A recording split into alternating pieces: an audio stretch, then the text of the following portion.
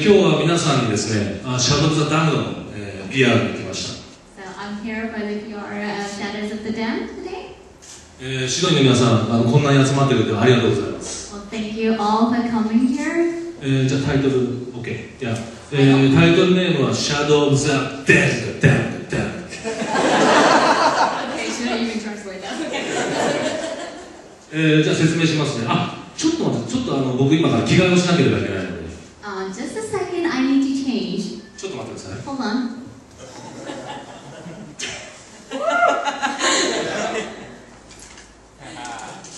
Now he's sporting a Garcia Hotspur jacket.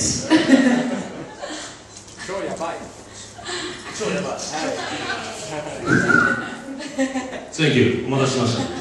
Thank you for waiting. このゲームはですね、僕が来てるガルシア、そしてこの相棒のジョンソンいるんですけど、この2人の、冒険のロードムービーです。This game is a road movie of Garcia with Johnson, his partner. そして僕が分かりやすくこのゲームを説明すると、地獄のパンクホラーですね。This is the punk horror. Sorry. 地獄のパンクホラーね。Punk horror of hell. Sorry. And action game. And action game. Yes. じゃあ NEXT 彼女、これがガルシアが愛する女性ポーラです。 So she is Paula, Garcia's love. すごくシンプルなストーリーです。彼女を助けに行くために、地獄にいる悪魔を、彼が倒しに行きます。 So the story is very simple. Garcia goes to hell to save the girl. 本当シンプルなストーリーで、有名なゲームでですね、イタリア人が亀を倒しに行くゲームがあると思うんですけども、大体それとほぼ同じストーリーです。So it's very simple. This might remind you of a game with an Italian guy trying to save the turtles. このゲームはですね、キノコは食べないんですけれども、お酒は飲みます。キノコは食べないけれども、お酒は飲みます。Well, in this game, the main character doesn't eat mushroom, but instead he drinks. でですね、倒すのはですね、キノコじゃなくて、こういう悪魔を倒すんですけれども。So he doesn't beat mushroom, but he beats demons like this. で、このゲームはただのアクションゲームではなくて、ちょっと特徴が一つあります。So this is not just a simple action game. We have a very characteristic feature. ゲームデザインの中に光と闇の要素が入ってるんですね。So we employ the system of light and darkness. で、敵が闇をまとっている時っていうのはですね、ガルシアが、光のパワーを使って闇を晴らす、そして、倒すことができる、このリズムでゲームはどんどん進行しています。So the enemy wears darkness, and Garcia needs to get rid of the darkness to be able to beat the enemy. Of Spicy Horse Games in Shanghai, and here today to talk to you guys about Alice Madness Returns. About 10 years ago, working with EA and Rogue Entertainment, we built the first Alice, American McGee's Alice, which featured an Alice character who had lost her family in a tragic fire and was subsequently institutionalized and constantly threatened with insanity, which she then went into Wonderland to fight against. So that first game resolved with her having saved herself from the asylum, and when we started work on Madness Returns, we find Alice about a year later on the streets of London, and well, it's the fire, the dead parents there on the porch.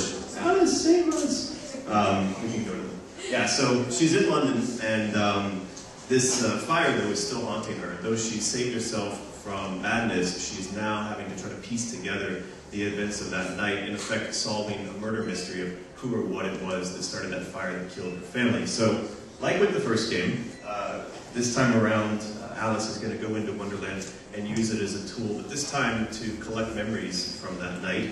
And also, she's going to use a wide range of weapons and abilities and run into some pretty interesting characters. So we've got familiar ones like the Mad Hatter and the Cheshire Cat, but we've also introduced some new characters to Madness Returns, like teapot cannons and little minions of the Mad Hatter we call Mad Hats. So very interesting character-filled world. And like with the first game, she's going to be using a wide array of weapons and abilities. The first game we had toys as weapons. This time around she's got her classic Orpal Blade, but she's also got a couple of new tricks up her sleeve that you guys will be able to check out in the demo over here.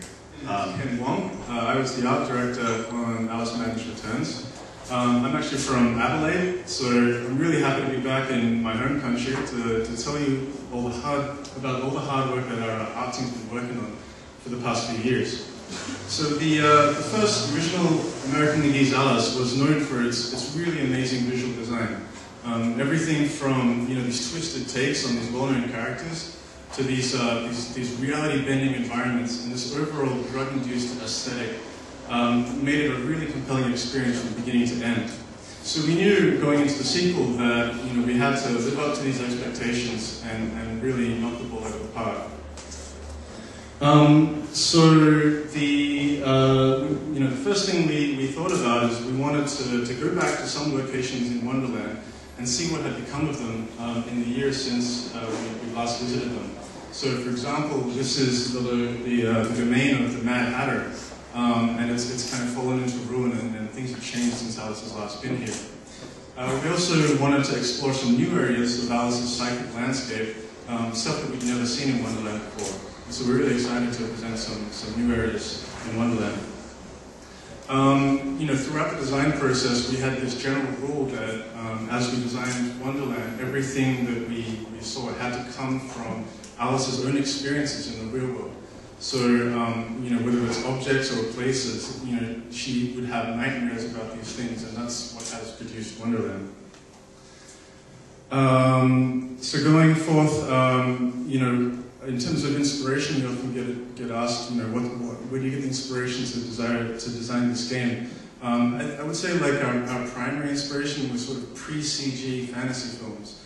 Stuff like The Dark Crystal, The Never-Ending Story, The City of Lost Children, stuff that we grew up with. And what we really like about these films is this gritty, dark, tactile aesthetic that, you could feel like you could reach out and touch these things. And, it came from the prosthetics and the miniatures and the handmade props and sets. And so, we loved this, and that kind of became sort of the art style of the game.